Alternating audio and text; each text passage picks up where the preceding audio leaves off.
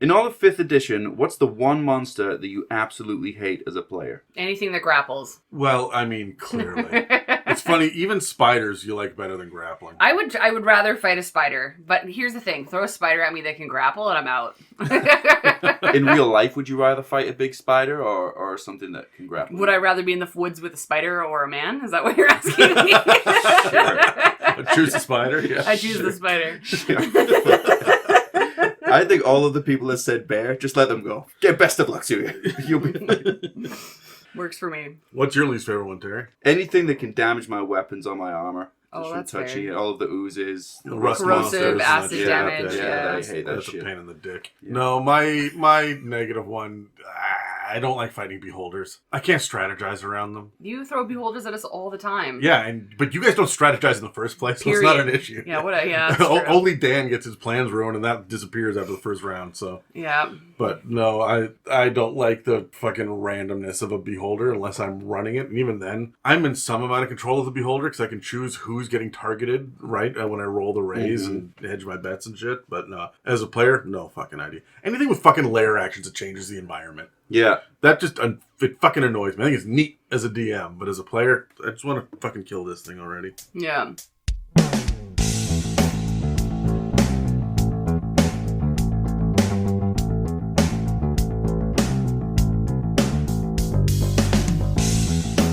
Welcome to the It's a Mimic podcast, where you never know what you're going to get.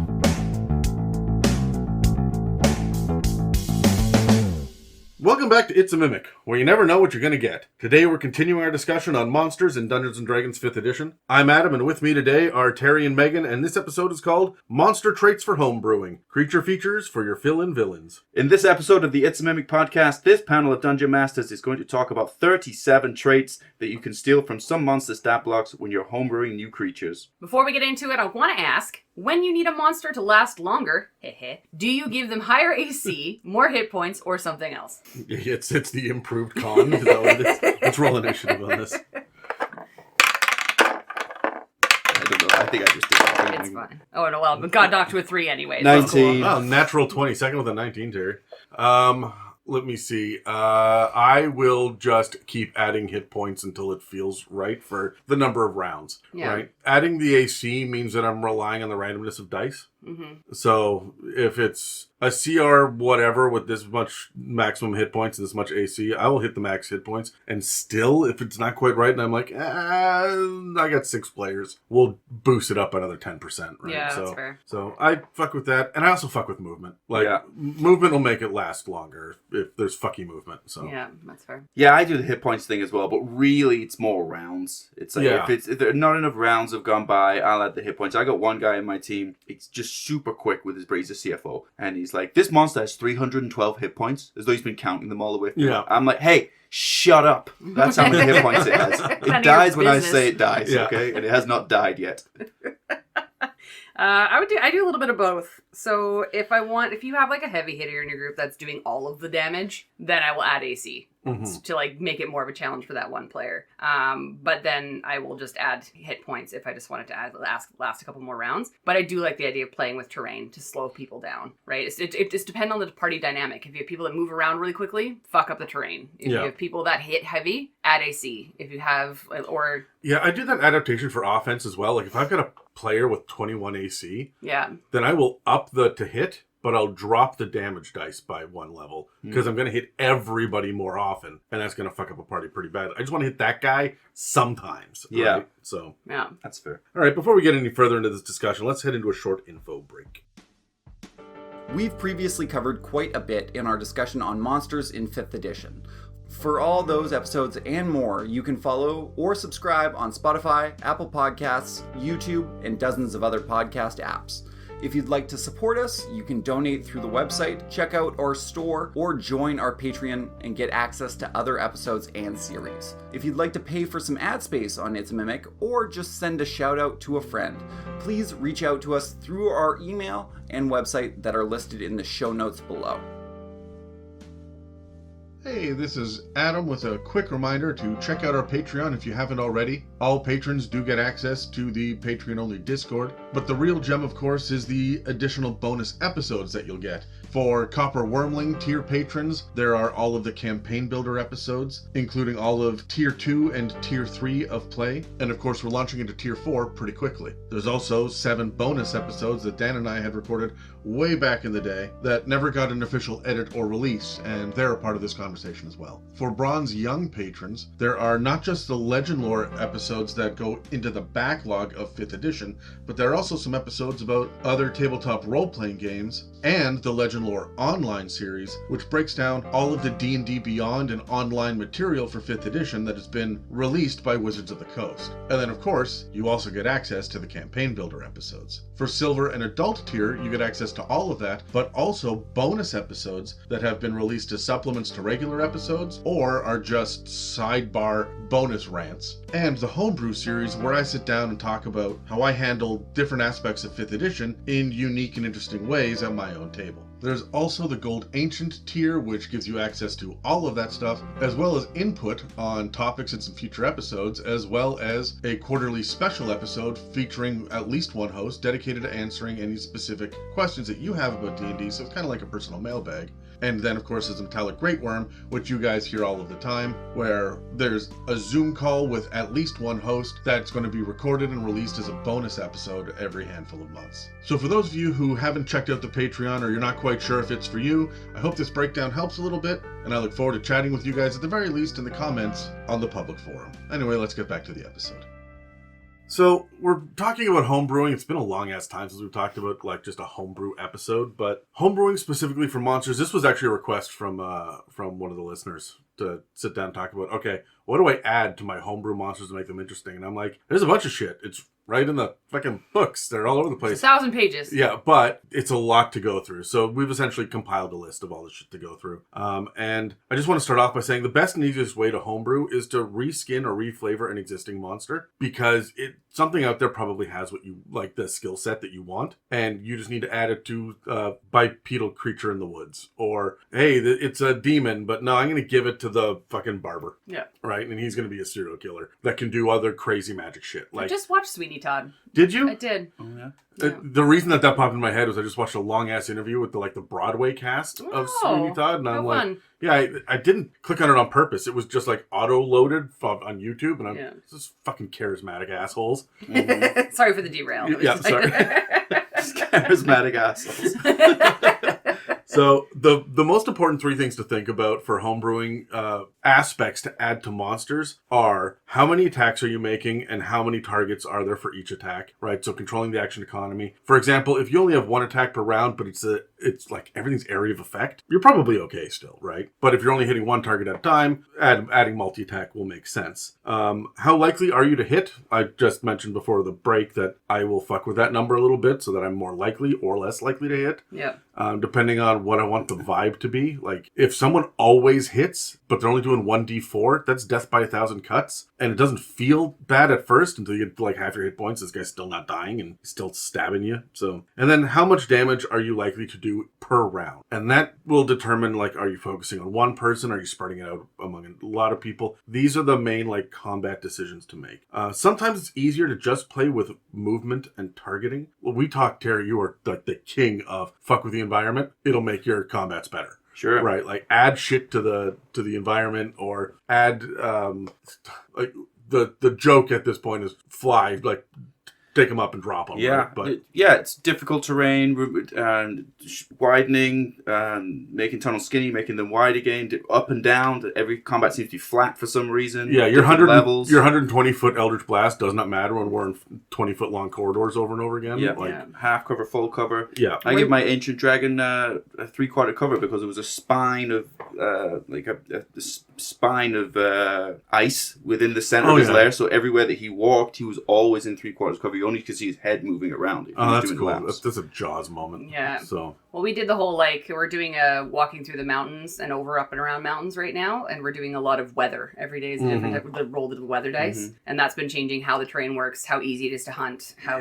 hard it is to be found and be seen, like that kind of stuff. Yeah. So. And it's like, you can look to regional effects and lair actions. Yeah. As much as I fucking hate fighting against them, there's some great inspirations there. And then Also, think about alternative movement types. Flying, tunneling, swimming. Because when you're swimming, you've got cover. When you're tunneling, you cannot be targeted, right? And as much as we like to fly them up in the air and drop them, going 120 feet down into water or earth and leaving them there will remove them from a fucking combat. Done that too. Yeah. Did that too. Goodbye. Yeah. So the alternative movement types, they can be crazy too. Like, you don't have to go flying. You can just run across the ceiling with some monsters, and that's going to feel scary and weird. Yeah. So, my favorite thing to do is to add teleportation to a combat, because you end up playing whack-a-mole, and no one person who's like, all right, I'm going to get in close, or I can target, I've counted the squares. Yeah, great. That does not fucking matter now, because as a reaction, they teleport.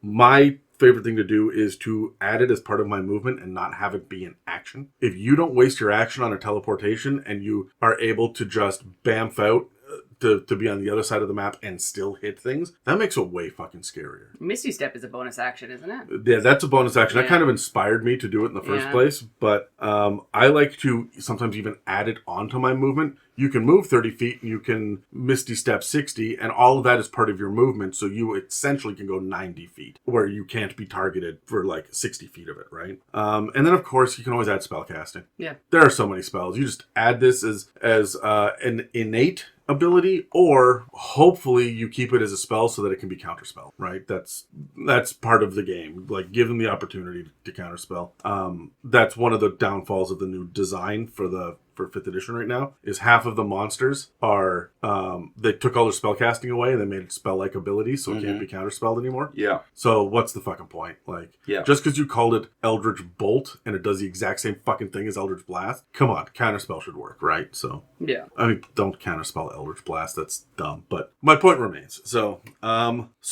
we broke down all of these many traits into different categories, essentially. So let's roll initiative and go through them so that we can... Are we going to do like fat stack section or like... No, fat stack section. Great. Is this a new term? You guys are... I make shit up all the time. You went along with it as though you knew what it was. No, I just agree with Megan because disagreeing with her is dangerous. 9. All right, so... But even so, I didn't know what fat stack section meant. And do our entire section and then move on? Okay. Do the fat stack section. You just said it again. You said the same thing again, but without an explanation. Don't you love that when you ask for a definition, they just repeat it back to you? Just sometimes slower and louder to make you feel dumb. Yeah. So Megan, you're going first with an 18. So what is your first fast stack section? Just say it 3 times fast now. I'm going to start off with defensive traits. So the first one on my list here is the damage absorption. So this is basically when a creature that takes a specific type of damage said they would take no damage, and then they heal that amount of damage in hit points. So this can be found in things like shambling mounds or that have like lightning absorption.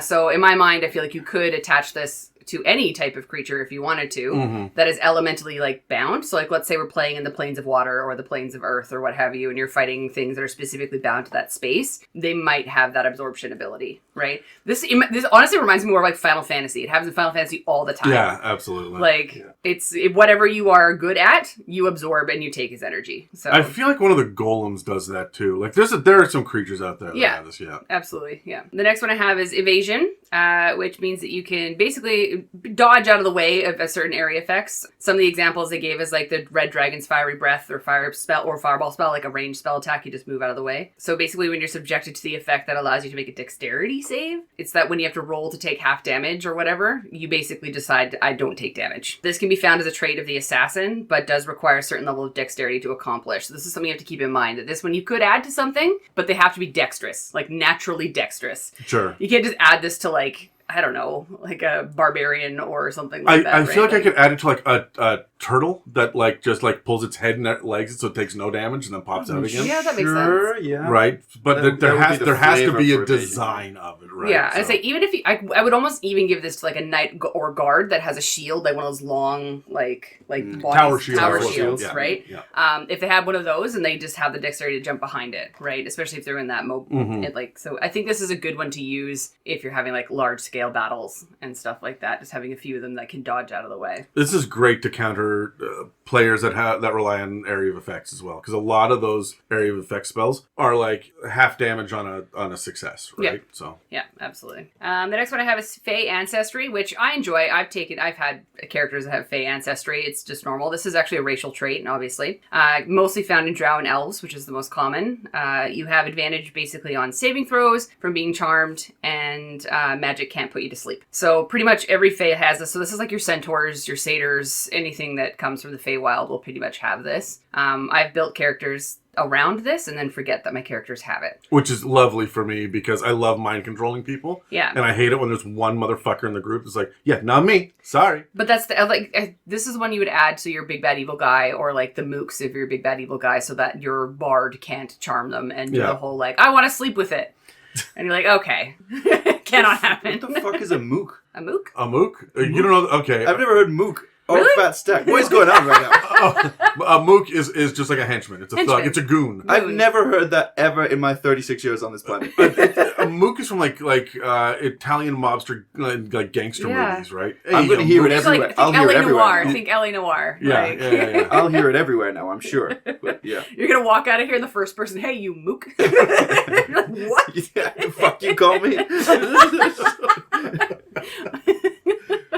Oh my goodness. I just want to come up with like really, really offensive terms that you've never heard of, and like, oh, it just means like silly fool. Yeah, don't tell people let's not do that. Oh my god. No, I'm just going to make up words as a whole and then give you a random reason for them You existing. fucking do that anyway. I do. So Like language it's a construct. So Yeah, everything's a construct. Because there used to be nothing and now there are things, which means stuff has been constructed. stuff has appeared. Speaking of, my next one here is immutable form. So this basically means that any creature you give this to is immune to any spell effect that can alter its basically how it looks, like its form. So this is on creatures such as like clay golems, but I would put this on giants, stone giants, hill giants, anything that is like of the earth. I feel like I would give this to. I don't know, because it's got to be like it's anti-polymorph, right? Is the point of this? And polymorphing a giant into a butterfly is pretty fucking iconic. So like I may want to do that, but no, I totally get your point. Like this feels like it should be earthen things. Earthen things that cannot be, they are very like steady and of sturdy. the earth. Of the earth. The next one I have on here is legendary resistances, which we've all said we kind of enjoy but kind of hate at the same time, depending on if you're the DM or the player. This is the 3 times per day. If you fail a saving throw, you can just choose to succeed it instead. Some of the really high CR, like big bosses, get it like 4 or 5 times a day too. Yeah. It's such a pain in the dick. It's such a fucking move. And it's a thing that all like classic D&D players are aware of, that big bad evil guys have. So it's almost like a part of your battle strategy ends up being, how do I get them to use their resistances as fast as you can, so that you can then start making the damage. Right. And we've done that at our table many times. Yeah. In terms of just whittling down legendary resistances so we can move forward. Mm-hmm. So. And after the second or third, or the first or second fooling, the creature will become wise to it too and be like, exactly. All right, fuck you then. I will just absorb your 6th level spell because I know you got an 8th level coming down the pipeline. Yeah. But I remember we would pop off the big stuff just so that we could get rid of it. But then we have nothing left to kill it with, which was it's a nice balance game. But if you add this to your creatures, I would just say with caution, because it's annoying. And they have to be pretty fucking legendary, right? There has to be a reason they have it. Normally they have layer actions and shit as well to them. Like, it's the big guys. Yeah. My next one is magic resistance. So this kind of goes along the same tune. So this is basically the creature would have advantage on saving throws against spells and like other magical effects. This can include magical effects from your weapons, all that kind of stuff too, right? So this is also found on most Fae. So like Drow and other certain types, very specific types of dragons. Not all dragons have this, but certain ones do, such as obviously the fairy dragon would have it. But yeah, so that's pretty straightforward. It's simple. As long as I have an even remotely decent reason for it, sure. Yeah, this is like everything in your wizard's tower is going to have this. Yeah. Yeah, so if you want to slow your people down in a wizard's tower, and the wizard's tower already a slog, magic resistance. Yeah. The next one I have is Nimble Escape. So this is basically, you can take the disengage or hide actions as bonus actions instead of regular actions. You're roguey nonsense. Roguey nonsense. So the main things that creatures that have this are like goblins or like smaller ones, but I would give this to kobolds. I would give this to anything that is like a small mook creature. Yep. Terry's taking notes. I understood that. But I like this one for a lot of like if you are a DM and you have an NPC that is kind of like your tradesman or your sly like roguey person that they're trying to get answers from, I would give this to them so they could escape quickly so that they don't kill your beloved evil NPC faster. Yeah. So next one I have is spell immunity. So obviously it's as it sounds, it protects against spells and any other magical items and innate spell-like abilities from creatures. So I think that's an interesting version and take on it because it's if you have a magical ability, sometimes it doesn't count as a spell, therefore it's not blockable. Yeah. This one blocks that. Basically, you are immune to all spells, all spell-like Fuck things. your magic. Yeah, fuck magic. It does not protect against supernatural or extraordinary abilities, though. So, such as breath weapons or gaze attacks for some reason. That's because they're not mad. They do magical damage, but they're not magic. They're biological. Yeah, I guess so. Anyways, helmed horrors are things like rakshasas as well, are big scary things that would have something like this. I'd say if you have a big powerful warlock, they would have it too. Sure. That makes sense. So, but if you want to say fuck you to all your magic players, just give them that. So, or it would be the big MacGuffin that your current warlock or like wizard is after. They want this ability. What if every single player at my table has at least one level of warlock? Can I use it then? Because I have handed out, Terry, one level of warlock to everyone at my table now. They have all made the pacts with the evil. It was a trap, and I fell into it very easily. Oh, well, sometimes you were the first one I ever did it's a trap. And oh no, I knew it was a trap. He's like, do you want to make a deal with this vampire? I'm like, absolutely I do. And he's like, how about this vampire? I'm like, absolutely I do. I have 2 deals with 2 different vampires right now. I love that shit. You were the first one I ever did it to, Terry, with the armor. Yeah. Right? And I have just been using it against players ever since because it was so successful. And every one of them dove in head first. Yeah. You dangle stuff, it's like, I know there'll be consequences. But am I going to say no to this? Just got to gobble up the dangles, right? Yeah, that's it. Stop it. What? You said gaze attack, so... Yeah, but I can say that. I could also say that. I can use the words. Any hoozle. Next one I only have a few more. Next one I have is the turn immunity. So this basically means that you are immune to the effects of turn undead. So basically, in mind, any powerful undead would have this. So the classic one is demi-liches, but I believe Death Knights would as well. Yeah. Their aura can also give this to us. So certain big bad evil guys like demi-liches can also have a layer effect or an aura effect that causes all of the other undead in the area to have the same trait. So this one can be used as a layer effect. If you just want to slow people down from getting into your undead castle, this could be a good layer effect that you can use. Yeah. I feel like desecrated ground would just naturally give that to undead as well. And like graveyards. Yeah. Like I just don't understand why like those places don't naturally just have that there. Yeah. Like, and your cleric would know. Be like, my shit isn't really going to work here because this is... If you cast turn, or if you use turn undead in the graveyard, are all of the bodies rolling in their graves? Could you imagine? I hate it. I hate you so much. It's too early in the day for this shit, hey there. Oh, Lord. Well, my last one is parry. So this is actually a reaction. So when another creature damages you with a melee attack, you can use your reaction and expend what's called a superiority die to reduce the damage by the number you roll on a superiority dice, which is basically 1d6 and plus your modifier. That's the way it works for players. Yeah. I don't think there's a superiority die involved. You just negate the attack for some monsters. I couldn't honestly find where else, like where it was written to be something different. For the Marilith has parry. Marilith has parry? Okay. Yeah. Ugh. Yeah. Oh, the Marilith is so fucky. Because she has 6 arms. She can parry up to 6 times in a round as well. So 6 reactions. It's so fucking brutal. I got That's one true. coming up. I'm going to use one soon. Yeah, careful, because they're party killers. I TPK'd you guys, right? I'm okay. How with dare that. you. I just killed 3 of them. But if you want to go the traditional way, it is a feat called Martial Adept, which... Adept. Yeah. Now I'm having weird trouble with real English words. But that's when you add that, that's how you get your superiority die. So if you're doing something like a Death Knight or some other kind of thing that you just want to add this to, you could go the way of just adding the feat to your NPC. Especially if you have a battle master who's going to have shit like this as well, and so you can use your superiority die against when they're using theirs and just be like, we are matched and even on the battlefield. Yeah. And, yeah. That'd be dope. Anyways, that's all. That's what I have for... All right. Mine, I wanted to focus my first little of my fat stack. This is for you, Megan. I'm going to do the spider traits. There are only 3. I refuse your fat stack, Adam. That doesn't happen to me often. It happens to me all the fucking time.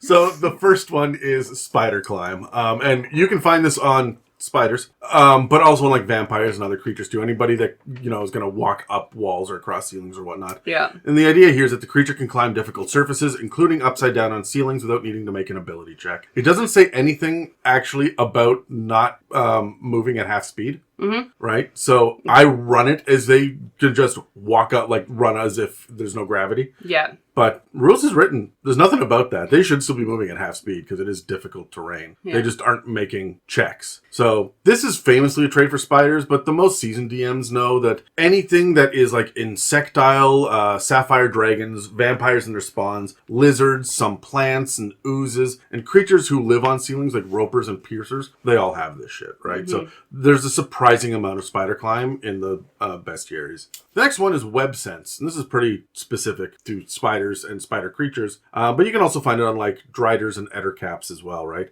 While in contact with a web, the creature knows the exact location of any other creature that is also in contact with the same web. It's pretty straightforward. Straightforward, but I love it. You could add this to like vegetation and like creatures too, in my mind. Yeah, that was kind of my idea, is it should be adapted to anyone who has dominion over a specific kind of like terrain. So Yeah. like, I give this to chain devils who know if anyone is touching a chain within their dungeon or their realm. Right, sure. Or Makes sense. dryad with anyone touching a plant in their grove. Or even ghosts or anyone within like 15 feet of their remains. They know you're there. It's like the whole when I shudder when someone steps on your grave. Yeah. Yeah. Or tap dance, as the case may be. It's true. Yeah. And then the last one is web Is that a walker. seizure? If you're having a seizure, somebody's tap dancing on your grave. Is that what that is? There's a parade, yeah.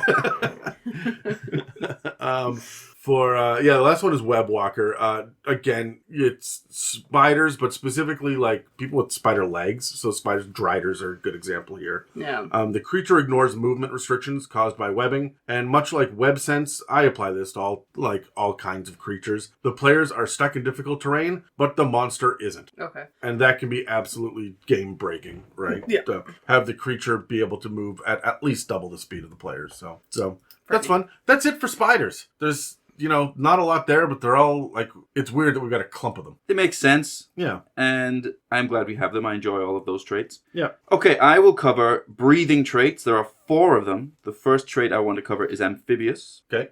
And so an amphibious creature can breathe air and water. Something I want to throw to the both of you real quick is, does that mean if you're saying a black dragon's lair and there are pools of acid, amphibious creatures cannot breathe in the pools of acid? Or do you just let it go as basically any liquid? I would say that they can breathe, but they would be melting and dying. No, I'm sorry. I own fish. If I put fish in coffee, they die. They cannot fucking breathe that chemical. Not again. I don't know. That happened last time. It's like, can you actually breathe when there's some sort of noxious fumes, like when you're standing in an elevator with Dan?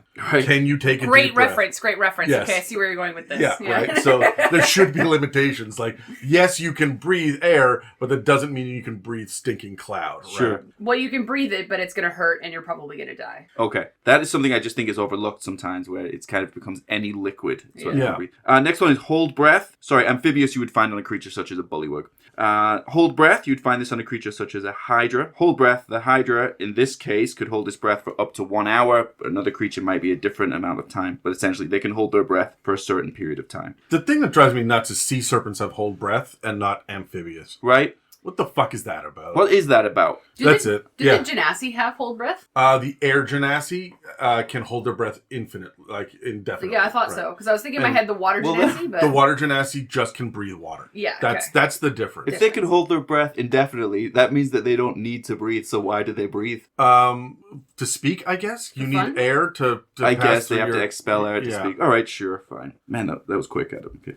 Water breathing, such as a giant shark or really any kind of shark. So this would be that they can breathe only underwater. And then finally, I have unusual nature. You would find this in an astral dreadnought, for example. Unusual nature means that the creature does not require air, food, drink, or sleep, which means for your players, it just keeps coming. And it'll be back the next day. Yeah, any undead creature would have this. Sometimes I use that one, the unusual nature, but I don't include food because I want my monster to be ravenous if I'm homebrewing, right? Like, I want it to be able to eat, but it's not going to sleep. It's not going to breathe. It doesn't have to stop for water. It's just going to keep coming with the insatiable hunger, right? Mm-hmm. So. Yeah, we talked about this a lot in the Undead podcast because certain vampires will have, they don't need sleep and they don't need drink, but they need food. And that's the whole concept around they feed on humans and blood and X, Y, Z. It's because they still require food. So even though they're undead creatures.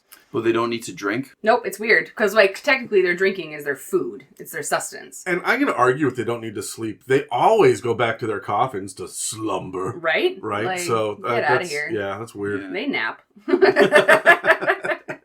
They go down for a little shut-eye. Yeah. Is that all of them, Terry? That's it. All right. Back to me already? Back to you already. Back to you. All right, so I'm going to talk about stealth traits. Getting all stealthy out here. The first one is the ambusher, which can be found on classically a doppelganger, which we don't really use. I haven't really used them in D&D in a long time. I've never used a doppelganger, I don't think. Yeah. I use them all the time. You just never know them. Right? Yeah. That's fair. Yeah. That's fair. JK, I'm always using them. Hey-oh. But technically this is just the first round of combat. The creature gets advantage on attack rolls against any creature that it has surprised. So I find that we as DMs tend to use this one if you get a surprise round of attack. But technically you're using the ambusher trait. But yeah, I don't know. I feel like I could give this to a rogue. It's like a rogue subclass. There are all sorts of sneaky creatures that hide on ceilings or in dark shadows. I feel like animals would have this. Yeah, I think so. Like your wolf creatures, all that stuff. Yeah, your big cats, probably. You guys are familiar with the most famous ambush of all time. It's when the starving guys in the desert finally get to see some food by a little oasis, and it's a tree just full of bacon. And they do not know this? No. What is this? What? What is happening? Yeah, right now? and then the three of them sit there and look at it, and then they go, you know what, I don't trust it. The other guy's like, bacon doesn't grow on trees, but the last guy's like, I'm going to go check it out. This feels legit. And so he goes down and he reaches up for it, and suddenly just a hail of bullets come down from the canopy and just riddle him full of holes, and he crawls back bleeding to death going, it's not a bacon tree. It's a ham bush. I hate you so much. Oh. You both listen so intently. You're not even a dad. Oh my god. Oh my god. Hey, that reminded me of something. Can I tell you a quick story that Please suddenly do. makes sense now? Yeah. This is not one of Terry's war stories. It's one of my sister's war stories. When she was Sure. in Afghanistan, she was in Kabul. They had a vehicle, and I'll do it real quick. They had a strange vehicle that pulled up somewhere near one of their bases and was abandoned for days and days. And that always means bomb. Always. Sure, yeah. So she went out on the patrol to go and deal with this fucking bomb, and they asked the ANA, the Afghan National Army, to go and deal with it. And they were like, look, here's what we got. We're going to fire an RPG at the car and just fucking blow it up. It's called countermining. Then the bomb's gone. Fine. So they sent the dude out, and he fired the fucking RPG, which are notoriously inaccurate, and missed the fucking car and hit the tree, which was right next to the car, and blew the fucking tree up, and a body fell out of the tree, and it was a suicide bomber, was waiting in the fucking tree for somebody to go to the car so then they could attack it, and because he missed, they hit the dude that was hiding in the tree by accident. Man, Oh failing my God. successfully. Failing successfully. Jesus. My sister watched it, like, what the fuck is happening? That's There you go. wild. Yep. I don't know if I can continue this episode. What an absolute vibe shift from my bullshit to your story. It was not a ambush. I fucking whiplash. Terry brought us back down to real. Yeah. This shit happens. Oh, sorry. guys. It is real. It is real. Okay. We can all complain and things over here. You don't know what you're talking about. Oh, Lord. All right, moving right along.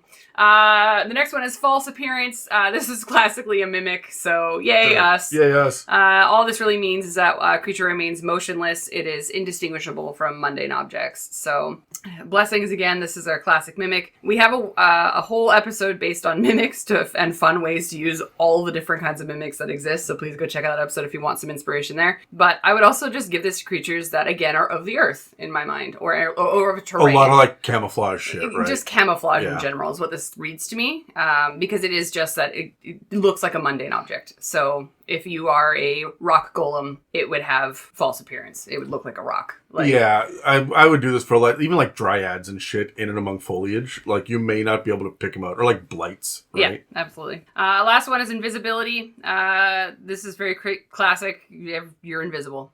But it's not as powerful as you think it is. It just gives disadvantage on attacks. Yeah. That's the thing. You still have to be sneaky as fuck. Still see your footprints. Can still see you when you walk through water. I still make my players tell me which square they think it's in. Yeah. Yep, absolutely. Right, in order to get even the idea of an attack, right? Yeah. Which, honestly, weirdly enough, I actually enjoy that kind of combat, too. If something goes invisible and disappears, and then you kind of have to use your brain mind to find different ways of how to see if they're there. So, like, I think I even actually remember an episode, Terry, when your character had that coffee breath all the time. Yes, Solomon. And you would constantly go invisible, and I'd be like, do I smell the coffee breath? Is he around? Yeah.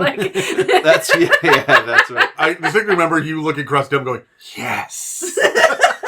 That was based on Mr. Jeffries, my geography teacher. Amazing. 2004. That's amazing. Unfortunate. Who had an affair with my English teacher. Oh my God. Your life. And then the math teacher fell out of the tree.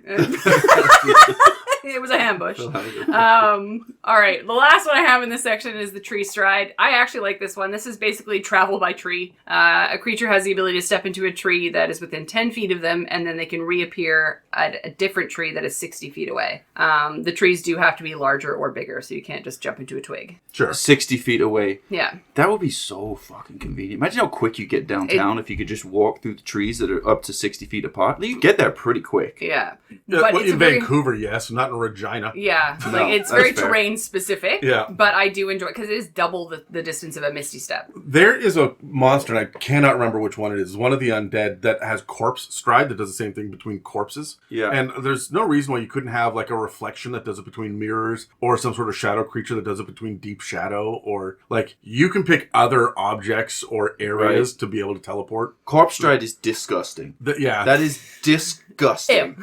Because in my head, you jump into the corpse and it makes a wet splash. Ew. And then you come exploding out of another one somewhere else.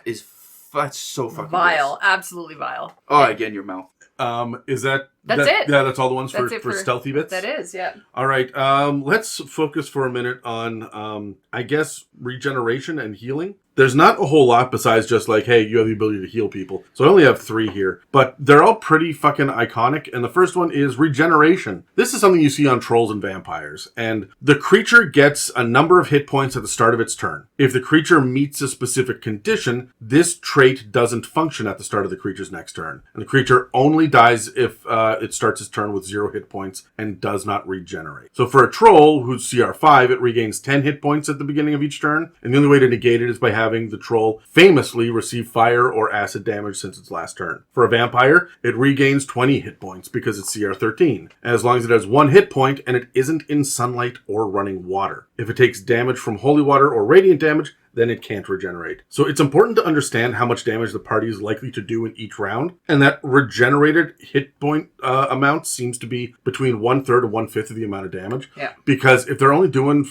like 1d6 damage and it's regenning 20 hit points, this is an unfair battle. So they will die. Yeah, so do the fucking math on this before you add it to your homebrew creature. And there should always be a condition that stops the regeneration, but it doesn't necessarily have to be a damage type that's inflicted, right? Like the vampire had the running water and the sunlight. So think outside the box. Consider things like being in a lair, being on consecrated ground, getting hit during a certain time of day, like at nighttime it can regenerate, but not at noon, or on a specific holiday, or being in the presence of an item or a certain ancestral bloodline. Like these are all things that might trigger, like I will always heal unless the specific hunter from that family inflicts the wounds because we are magically bonded and cursed together, right? What kind of Vampire Diary shit are you reading Is right now? Is that Vampire Diaries? Absolutely it is. Is it? Yeah. I've never seen it. Is it good? I don't know. I've very never great. seen it either. Obsessed. I think I just wrote Vampire Diaries by accident. Yeah. Well, I mean, there are worse ways to get rich, but first I need to get rich. The next one, besides regeneration, is rejuvenation. And this is something we see on the Mummy Lord and, like, pretty high-powered creatures. A destroyed creature gains a new body in a set amount of time if it meets a condition, regaining all of its hit points and becoming active again. The new body appears within a specified location as well. So for a Mummy Lord, the amount of time before it comes back is 24 hours, and it can only do it if its heart is still intact. The body will reform 5 feet from the Mummy Lord where it died. For a Lich, it's 1d10 days, and it's all about the phylactery, like it's going to show up near the phylactery. You can make this a feature with any amount of time, but there has to be a condition for killing it permanently, and discovering what that condition is might be a fantastic side quest for the party. Yeah. So, I think about, like, the ghost that keeps coming back. Lay the body to rest, right? Yeah. So, Undead Fortitude is the third and last healing level ability to give monsters. And honestly, this is on zombies. This is just classic zombie in D&D, and everybody knows this one by the time you're level 3. If damage reduces the zombie to 0 hit points, it must make a Constitution saving throw with a DC of 5 plus the damage taken, unless the damage is radiant or from a critical hit. On a success, the zombie drops to 1 hit point instead. So think about changing this for eternal undying warriors or a nature spirit inside its own grove. This feature should be more prolific for monsters where you feel like you should kill them, but they're still clinging on to life somehow. Yeah. So that's what I have for healing and negating damage, or at least coming back from taking damage. Undead are dope. Undead are dope. Undead are dope. Okay, for my final round here, I'm going to go through some offensive traits. I have 11 of them, so strap in, but they're pretty fun. The first one I want to cover is the trait of aggressive. So aggressive means that the creature can move up to its speed towards a hostile creature that it can see as a bonus action. Common in orcs, or is always in orcs. Next one to cover is Blood Frenzy. You would see this in Equipper. So this would mean that the creature has advantage on melee attack rolls against any creature that doesn't have all its hit points. When I see this type of trait, just to throw in for you guys, I feel like that's as though the stat block kind of telling you how to run the creature. Yes. Like, this is what you're supposed to do. This is how this combat will be engaging. Is you target any creature, all of them, anybody who's been hurt. So the lesson is don't get hurt. Don't be the first to get hurt, or don't be near it if you do. Except to be the fastest. Yes, exactly. I don't have to outrun the bear. I only have to outrun 100%. Yes. 100%. As Terry famously did with puppies, I believe, in Deep Darker Radiance. Yeah. I'll fucking kill your dog. I'm not scared. All right. The next one is Brute. You'd see these on a bugbear. So a melee weapon deals 1 extra die if its damage when the creature hits with it. Then we have Charge. I fucking love a good charge. You'd see these in a creature like a unicorn. So if the creature moves at least 20 feet straight forward, it's 20 feet for the unicorn. Maybe it's different for some other creatures of different sizes. But in this case, if the creature moves 20 feet in straight forward towards a target and then hits it with a horn attack, in the unicorn's case, the target would take extra 2d8 piercing damage for a unicorn, maybe different for other creatures. And if the target is a creature, it must succeed on a DC 15 strength saving throw or be knocked prone. I love this. That number will change too, depending on the creature. Yes. Yeah, I put it on a warhorse. I put it on... Yeah. Minotaurs have them. A lot of things with like tusks and horns. Chargy creatures. Yeah. Yeah. Anybody with a credit card can charge. Stop it. All right. That's right. Next one is Flyby. You'd see it on a giant owl, but it is an optional trait to have with dragons as well. Yeah. I put it on my little clutch of 5 black dragon wormlings. I gave them all Flyby, and I fucking loved it. It was so good. So the creature doesn't provoke opportunity attacks when it flies out of an enemy's reach. It is phenomenal. Great for wormlings. Just get a group of wormlings. Just total sidebar here. Years ago, before we did the podcast, one of the reasons why we started the podcast 299 episodes ago was because I was watching a YouTube video, and I often think I could do that, but I don't want to. And someone called it the ability Flibby, and I went, "You are fucking kidding me." No way. Why do they call it Flibby? Flibby. Here's the thing. I'm really bad at pronunciation of words. We know this about me at this point. I would not call this one Flibby. And that's the D&D word that you can't say? I guess Flyby? that's the choice, yeah. And that was one of the moments where I went, I can't sit still any longer. I can't be quiet. I have to be that guy. Yeah, I'm sorry. I'm sorry. I'm raising my hand. I need to say something. And now here we are, 299 episodes. I'm surprised you didn't find him. Find where he lives. I left a YouTube comment. Go I want you to to know. fly to his house, get the knock on the door, and then just go, it's flyby. Just leave. Just leave. Oh, Lord. Okay, next one is Frightful Presence. You would see this in an ancient red dragon, or any other type of dragon, really. So for this instance, with the ancient red dragon, each creature of the dragon's choice that is within 120 feet of the dragon and aware of it must succeed on a DC 21 Wisdom saving throw or become frightened for 1 minute. And a creature can repeat the saving throw at the end of its turns, ending the effect on itself with a success. So that distance in the DC, I'm sure, will change depending on the creature. That is essentially how it works. If you succeed, you would also be immune to this for the next 24 hours. Sure. Next one is Pack Tactics. I fucking love Pack Tactics as well. You see it on a kobold. I think you see it on wolves, all of those. I put it on a tightly trained regiment of soldiers, too. Yeah, absolutely you would. Yeah, 100. Pack Tactics. So the kobold in this instance has advantage on an attack roll against a creature if at least one of the kobold's allies is within 5 feet of it and the ally isn't incapacitated. Pounce, love this one as well. Saber-tooth tiger would have this. So if the creature moves at least 20 feet straight forward toward a creature and then hits it with a claw attack on the same turn, the target must succeed on a DC 13, in this case, strength saving throw, or be knocked prone. If the target is prone, the tiger, in this case, can make one bite attack against it as a bonus action. Similar to charge, but different. I want to add this as a fucking feat so that players can take this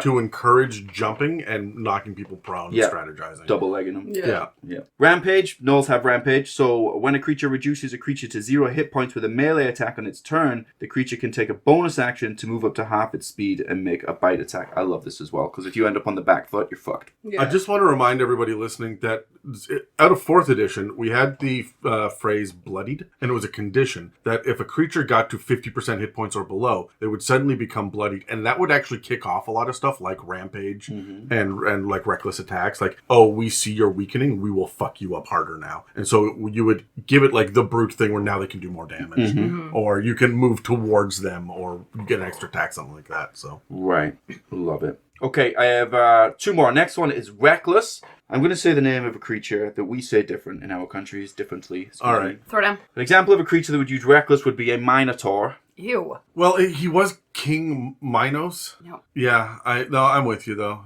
I'm not chewing on that vowel. Keep going. Nope. Oh, I'm sorry. My sweet son. No, you don't have a choice, okay? In England, when we invented language, this is what we said. This is how we said it would be said.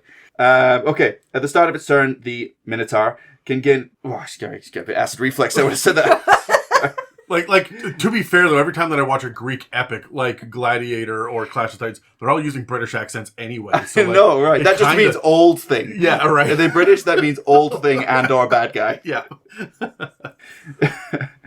The creature can gain advantage on all melee weapon attack rolls it makes during that turn, but attack rolls against it have advantage until the start of its next turn. When I see this, it feels like the stat block is saying you are supposed to do this. Yes, there is a downside to it, but this creature wants to do this. Next one is Swallow. Creature that would have this would be a purple worm. Great. So this would be the example I use. So when it comes to purple worms and swallowing, if the target is a large or smaller creature, it must succeed on a DC 19, in this case, dexterity saving throw, or be swallowed by the worm. Can you choose to fail? A swallowed creature. Just ask him to slow down, I suppose. I don't know. Constantly. Thank God they don't have hands. Keep going. Slower. Stop moving. Just stop moving. Don't look at me. You should just start crying. Don't start crying. I said apologize. I'm sorry. I usually don't cry until afterward. I usually wait till you're gone.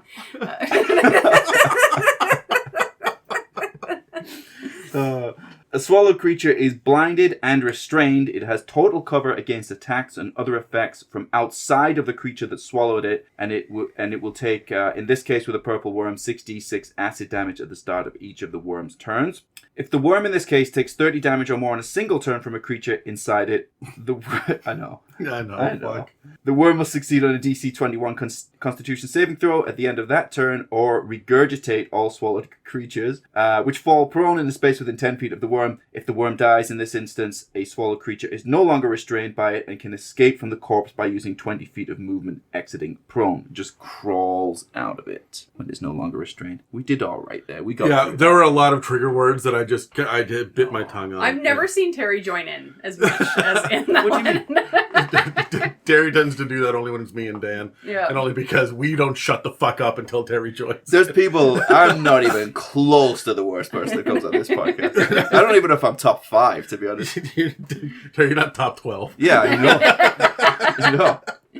All right, so I think that's it for everybody, right? You guys have gone that's through all I got. However, there are some just various traits as well to add that don't really fit in any of the other categories. So let me just rattle through those quickly. The first one is amorphous. You see this on black puddings and most oozes. Mm-hmm. This is when the creature can move through a space as narrow as 1 inch wide without squeezing, but don't feel limited to oozes. This can be used for things like a bundle of ambulatory tentacles, or a 2D creature like an awakened drawing of a person who would be able to step up off the page and slide through a 1 inch. Oh, I don't like that. That's a new thing That's unlocked cool, for me. Yeah. I never thought about that before. Oh, no.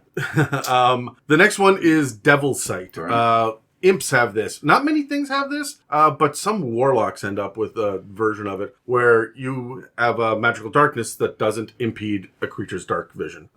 So normally magical darkness overrides dark vision, but if you have Devil's Sight, then they can just see right through it. And look, if you give this to a fucking creature and it doesn't have some way to create magical darkness, then what the fuck are you even doing? Mm-hmm. Right? Like, those two things go hand in hand. Yeah. Incorporeal movement. I've got a lot of thoughts about this. This is for incorporeal creatures like ghosts and specters and stuff. So we see this mostly on undead. The creature can move through other creatures and objects as if they were difficult terrain, but if the creature takes 1d10 force, or if it ends its turn, it takes 1d10 force damage if it stops in that space, right? So this needs to be the beginning of the conversation, not the end of the conversation, because I run it very fucking differently. First of all, I always change it so that it does damage to the other creature as well. If the ghost stops in my space, I should be taking fucking damage. Oh, yeah. Right? So that's part one. Sometimes that 1d10 force damage is replaced by 1d4 stat damage. Although I do roll a d6 to see which stat gets hit, making sure that I don't kill a player in potentially 3 rounds. Yeah. Right, so it's a good stat to add if you do a game that has a sanity score too. Yes. We talked about that in our undead episodes too. It's like there has to be more to this because it's actually really, really creepy. Yeah. If something goes inside your space and stops there. Yeah. Do you think it would give you brain freeze? Yeah. You take 1d4 cold damage. No, I think you would be stunned, right? Stunned, like that would be the version of it. You just stun for 1 round, right? When it does. Which is brain freeze anyway, really. Yeah. You don't know one's doing anything for 6 or 12 seconds. So also, if you want to make it scarier, like making a ghost Tarrasque, which why is that never occurred to me before? Don't do it. I'd increase the damage proportionally. 1d10 force is not enough for like a ghost dragon, right? Should be more. And finally, if I want to be particularly nasty, I'll have this happen every time that my monster passes through a creature space, not just when it ends its turn there. Famously, I've done this to Dan. So that's 3 hits within 30 feet of movement as you go in and out of their space over and over again. Yeah, fucking right. And 6 hits if you can get 2 adjacent player characters, so you're jumping from one to the other, back and forth. So you can fuck them up pretty hard. Also, it's fun to show this happening to NPCs first, and then when the NPC drops to 0 hit points, have the creature then fucking possess the body, which will stabilize the NPC at 0 hit points. But they're unconscious and incapacitated, and now they're walking around with a ghost running the show. I love a good possession. Yeah, and I would do this as well to player characters if they drop to 0 hit points or 0 of a stat. Mm-hmm. You're stabilized, you don't die, you are possessed instead. Because what do your players do? How do you fight that shit? So, I'll tell you, you shoot Megan's leg off, which is what Dan did. The one time I got possessed, yeah, I lost a leg.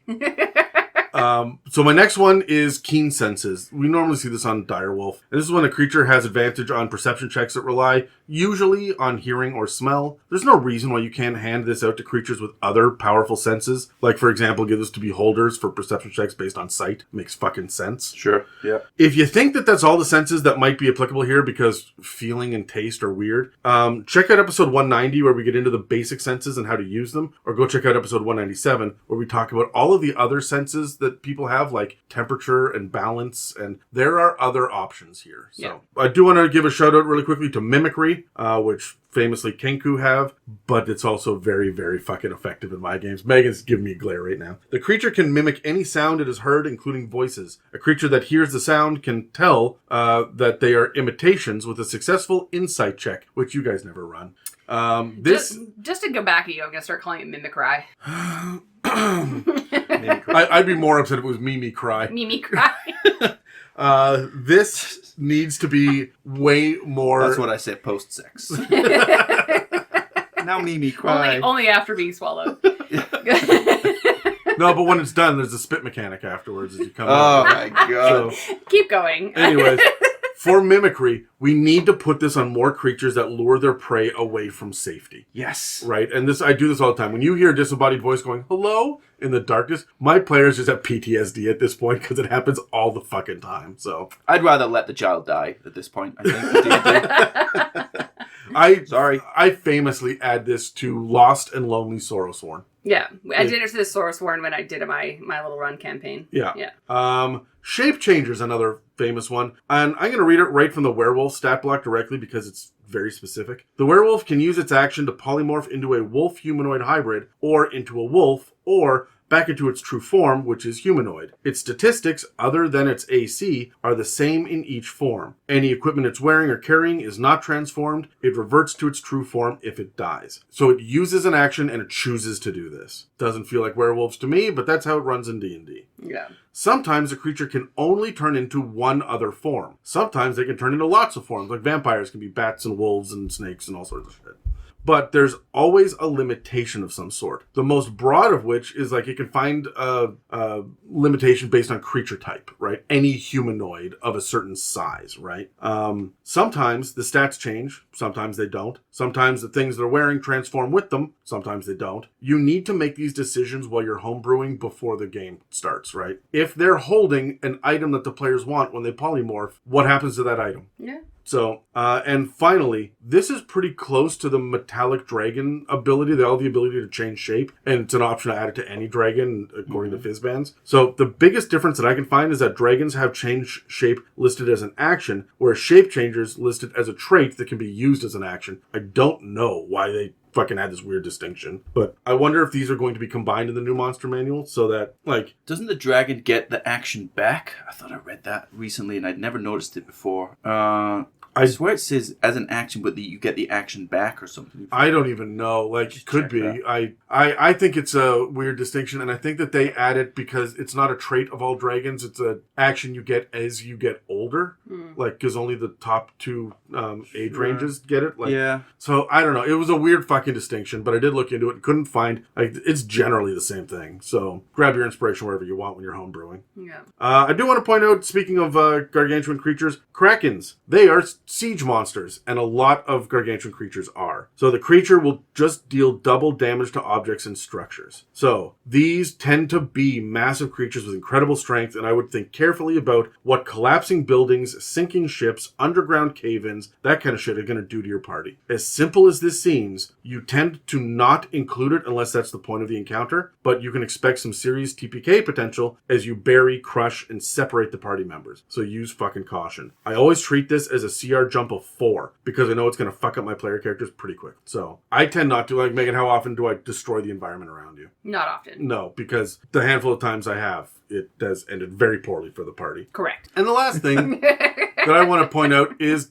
Death Burst. Death Burst is what Mephits give us. A lot of them anyway. There's not enough, but I'm going to use the Dust Mephit stat block here. When the Mephit dies, it explodes in a burst of dust. Each creature within 5 feet of it must then succeed on a DC 10 Constitution saving throw or be blinded for 1 minute. A blinded creature can repeat the saving throw on each of its turns, ending the effect on itself on a success. This is such a nasty little fuck you to the players that I don't use it very often, but I do love it. I love a death burst. Yeah, I want to use it later campaigns, right? Although you tend to only see it early campaigns. There's such low CR monsters usually that have it. Yeah. We just did an episode on vampirates from Spelljammer. They have it. Do they? Yeah. That's dumb. You look Stupid. so unimpressed. I was honestly, if you want a good laugh, listen to that episode.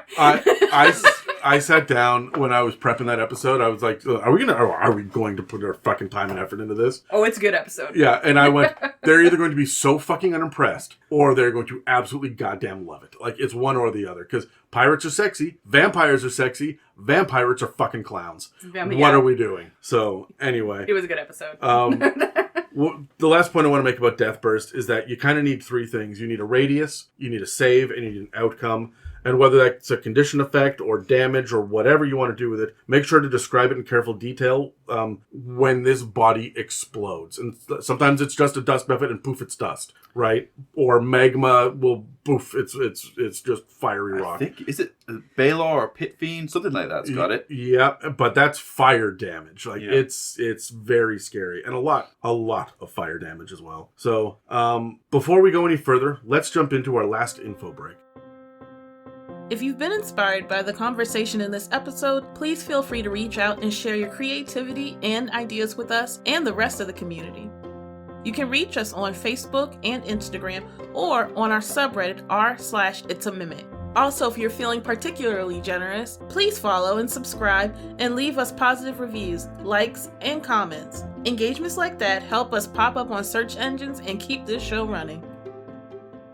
All right, gentlemen, we've talked a lot about traits, abilities, things that we can add to our classic NPCs or our creatures and monsters when we're DMing for Homebrew. Is there any of these that you are newly inspired by or ones that you know that you use consistently? There are some that I'm newly inspired by that I just kind of forgot existed. I'm going to go back to simple things like Pounce and Charge. Fleabee. Rampage. Mimi Cry. Fleabee I did recently. Flippy sounds like a new app that you download. It really does. Yeah. Someone coined that. And Swallow. I'm going to encourage Swallow on other creatures as well, I think. Not just purple worms. I'm just going to see if I can slap it on something. As long as they're huge or larger. Like, I just need a couple of size categories difference between them. Yeah. And I'm happy with it. Damage absorption, I don't use enough. I think that I do enough homebrewing that I feel like I could, haha, you've accidentally healed me, you fool. Yeah. Like, I think that would be, Dan would lose his shit at the table. Charlie would be like, what the fuck? Yeah. And so this feels good for me. I don't use enough regeneration just randomly. It's so cool to watch the wounds heal in front of your eyes. Yeah. As a DM, if you're good at describing that stuff, like, it's definitely the fun ones to use for the theatrical of the mind. But I'm going to grab your list, Terry, all the offensive ones. Blood Frenzy, Aggressive, Brute, Charge, Pack Tactics, Pounce, Rampage, Reckless. These are all phenomenal things just to add to standard regular creatures to give them kind of a, I don't know how to say, it's like the alpha ability, right? Like where you've got like 3 dire bears, but one of them is clearly 2 times like significantly larger than the others, right? And so I'm going to give it Reckless. I'm going to give it the Brute, right? So it just does more than the other ones do. It's scarier. When you have that one, when the squad runs in and it's 6 mooks and 1 lieutenant, the lieutenant should have one of these things, right? So the ability to go into like be aggressive, right? Or inspire the others to have pack tactics, something like have an ambush. Throw an ambush on there. Why not? Yeah, or a bacon tree. Yeah. No, it was a ham. Can't even say it without a straight face. And I didn't know where you were going with that story either. And then when you threw it out, I was disappointed in myself that I didn't connect the dots early enough. Megan, can you please tell Roman that when you see him next? That joke? I want him to die on the inside. Yeah, he will die on the inside. Good, He will be very unimpressed. Tell him Adam says hi. I will. Anyway, that's all for this part of our conversation on monster traits in D&D 5th edition. Please take a second to engage with a like, follow, comment, and review to help push our engagement. And don't forget to subscribe to find out almost all the way through. Oh, we almost did. I haven't fucked it up in a while, actually. Please take a second to engage with a like, follow, comment, and review to help push our engagement. And don't forget to subscribe to find future inspirations for your campaigns. If you'd like to support us, we have a store with some merch and a donate button on our website, itsamimic.com, as well as a Patreon. This episode and others can also be found on Spotify, Apple Podcasts, YouTube, and most other podcast apps. Thanks for listening to It's a Mimic, where you never know what you're going to get. This has been an It's a Mimic production. Please check the show notes for this episode to see links, time codes, and credits. And don't forget to reach out and share your own inspirations.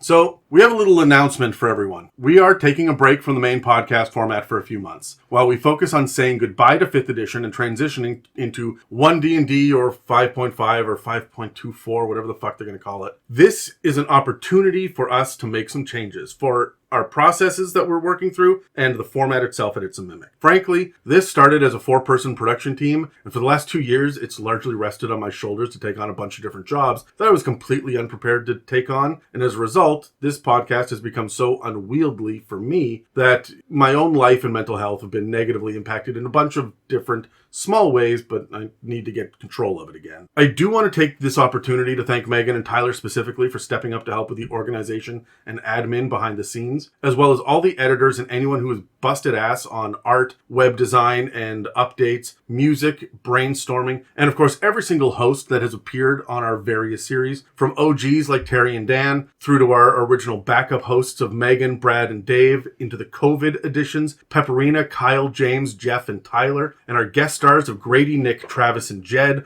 all the way to our recent additions of Miaca, Elwin, Sean, Casey, Roman, Charlie, and Steve. Fuck, there have been so many hosts. Mm-hmm. While I do shoulder a lot of the weight of things behind the scenes, this whole process has been volunteer-based labor of love for a couple of dozen people for over half a decade. And I love them all for adding so much of their time and energy into this collaborative process. It literally couldn't be the same without them and their unique voices, their unique opinions, and their unique experiences. So what's going to change? During this little hiatus, we are going to kick off some other mini-series and finally get into some projects that we haven't had the capacity to tackle, while we look at wrapping up some of the other series. No, this does not include The Many Roads to Amelia. That's its own separate thing. We've run out of Undead to cover on the public channel, and we're almost through the backlog of published books for the Legend War series to cover on the Patreon. So for the next while, I'm going to focus primarily on how we can transition to bring you, the listeners, the best content we can provide while respecting the lives and energies of the people who work on the show. I'm honestly pretty excited to mix things up for a few months, and I hope you'll all find the same level of inspirations, laughs, and differing perspectives that we try to regularly provide on our channel. For the patrons, there won't be any interruption for the regular schedule on the Patreon, and I have an inkling that things might even ramp up a little over the transition period that we're talking about here. So while I take a break for a little while, I just want to thank everyone for listening and joining us on this wild journey for nearly 6 years. We've made it through a lot since the beginning of 2019, and we hope that the next chapter is going to be even more fun for you as listeners, us as podcasters, and everyone as fans of D&D. Stay tuned next week when we launch a new miniseries dedicated to a specific enemy who has been glaringly missing from our discussions. And I'm curious, can you guess who it is? Well, that's it. Fly, my little dragons. Have a fantastic day.